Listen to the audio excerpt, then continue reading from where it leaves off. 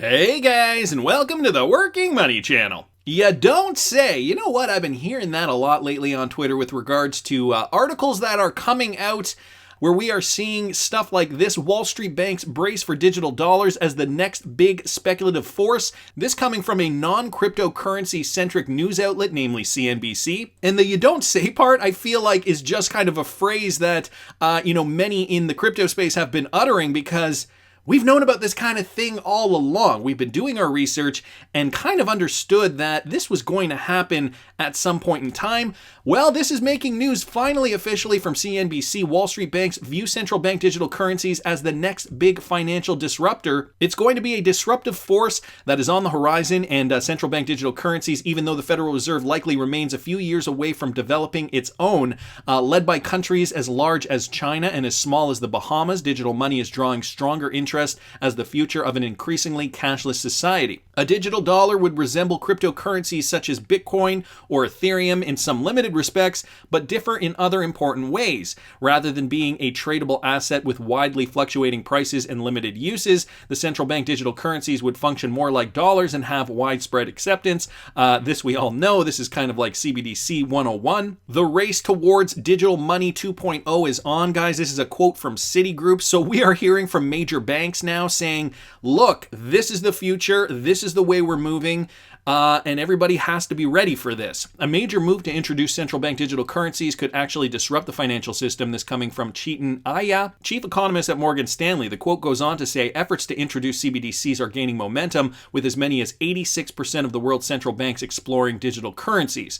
Indeed, a 2020 survey from the Bank for International Settlements indicated that nearly every central bank in the world at least did some work on these digital currencies. Some 60% are working on proof of concept testing, though just 14% have actually launched a pilot program or are in development. They discuss some of the negatives, some of the benefits, of course, several areas of worry.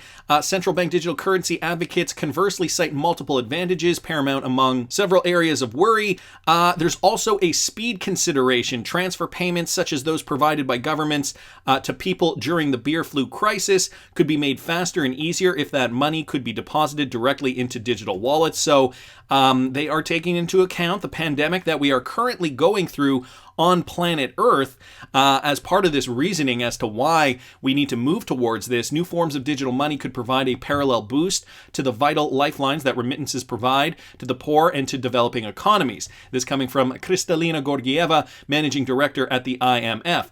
This is what she said. Of course, we have been following her words as well. The biggest beneficiaries would be vulnerable people sending small value remittances, those most at risk for being left behind by the pandemic. So she is specifically highlighting vulnerable people sending small value remittances.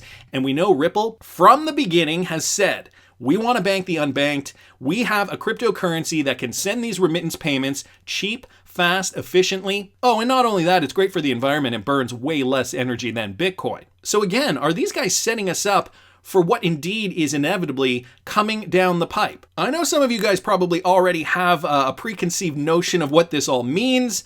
I'm just bringing this to you because now the mainstream is getting a taste of what we've known for the last little while. Digital money 2.0. As the Fed and other central banks work through these logistical issues, Wall Street is growing in anticipation over what the future will hold. The race towards digital money 2.0 is on. This was the quote from Citigroup. Some have framed it as a space race or digital currency Cold War. In our view, it doesn't have to be a zero-sum game. There's a lot of room for the overall digital pie to grow. Well, if the United States doesn't get on board with their CBDC initiative, as we know, the United States still lagging behind countries like China and even Russia.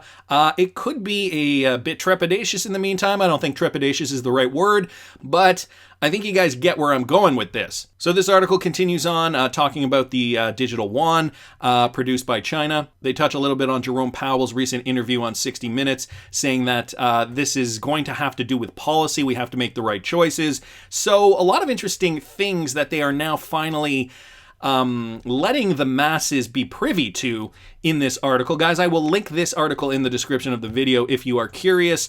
Of course, we've still got Ripple partners expanding around the world. This from the Cryptic Poet. Ripple partner American Express and JP Morgan joined the $20 million funding round of Candex. So Candex acts as a master vendor for all small suppliers, allowing new enterprises to pay Candex directly, which then remits payment to the suppliers. Once set up with the Candex technology, a buyer only has to deal with the San Francisco firm as the approved master vendor and make payments to vendors locally and throughout the world. So we're seeing American Express, who is Ripple enabled, partner with Candex, and you guys can see here American Express joins RippleNet. Of course, older news back from November of 2017, of course, just highlighting the RippleNet and American Express connection there. I wanted to thank the Cryptic Poet for posting that. And XRP Rose here wondering what is going to happen on the 22nd, the Ripple court date.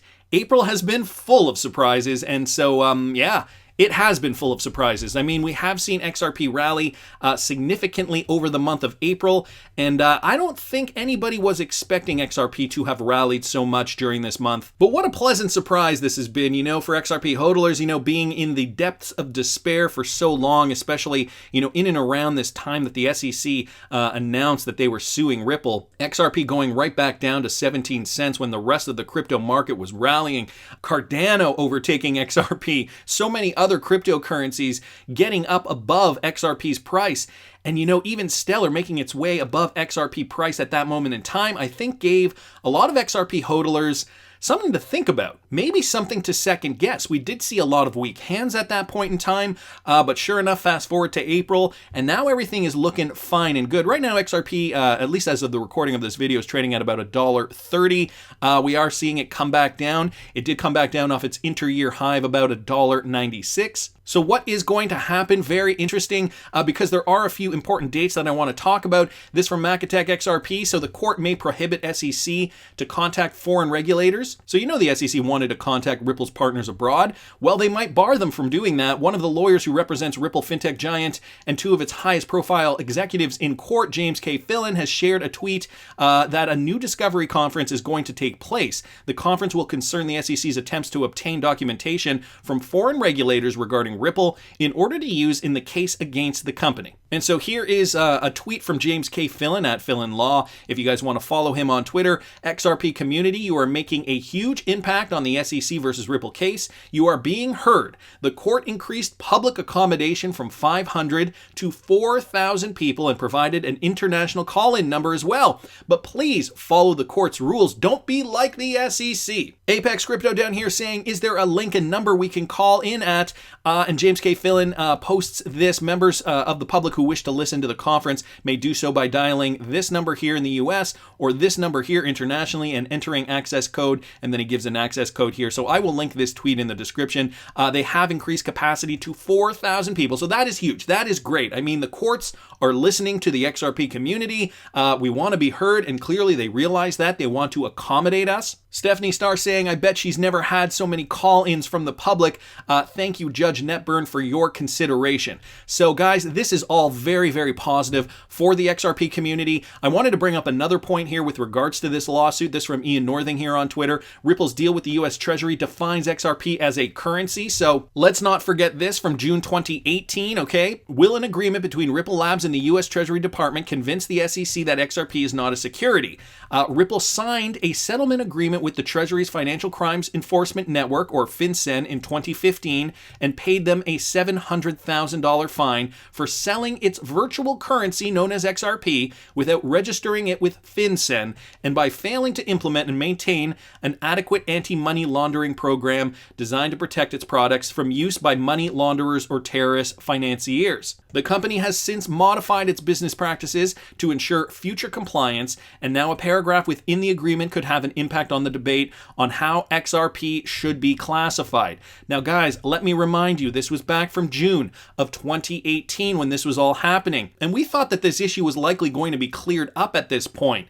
Just a note here, this came out less than a week after I started my channel. So I remember, I was fresh into the space, wanted to dig into some of this research, and these were some of the things that I remember researching, at least for my channel, with regards to Ripple and XRP. Let me continue. The statement of facts and violations in the agreement outright defines XRP as a currency that was pre-mined prior to its distribution. And again, down here, highlighted in green, point number 3, the currency of the Ripple network, known as XRP, was pre-mined. In other words, unlike some other virtual currencies, XRP was fully generated prior to its distribution. As of 2015, XRP is the second largest cryptocurrency by market cap after Bitcoin. So it spells it out here, and I wanted to thank Ian Northing for bringing that to our attention. It is very important to note that, there have been decisions made in the past about XRP, defining it as a currency. And this is part of the problem, right? There are so many bodies that are trying to dip their toes, or not their toes, but, try to get their paws on, how they're going to regulate it. And it has caused a lot of confusion in the United States. The SEC thinks it's their jurisdiction. We already have FinCEN saying XRP is indeed a currency. So this is going to affect the broader crypto market as a whole. Of course, this decision is going to be really important. And we've got this from JAMMINJKAYZ as well. Listen up, crypto family. It affects all of us. I couldn't have said it better myself. He retweets out Arturo Pertilla's tweet here. I am watching the outcome of this case closely because it will help to establish the scope of the SEC's authority in the digital asset space. Now, this is a statement directly from the Commodity Futures Trading Commission. You guys can see that statement highlighted down here. I am watching the outcome of this case closely because it will help to establish the scope of the SEC's authority in the digital asset space. So everybody is paying attention to this. It is not just going to be the SEC that has jurisdiction over cryptocurrencies, I think. I think that this cryptocurrency issue has to be addressed on a much wider level, a broader scope. And who was it who said that, it's only in the United States where we have all these different bodies classifying all these different things as whatever, and it's confusing, basically. I forget who it was now. If you guys remember, put it down in the comments section. I want to continue, though.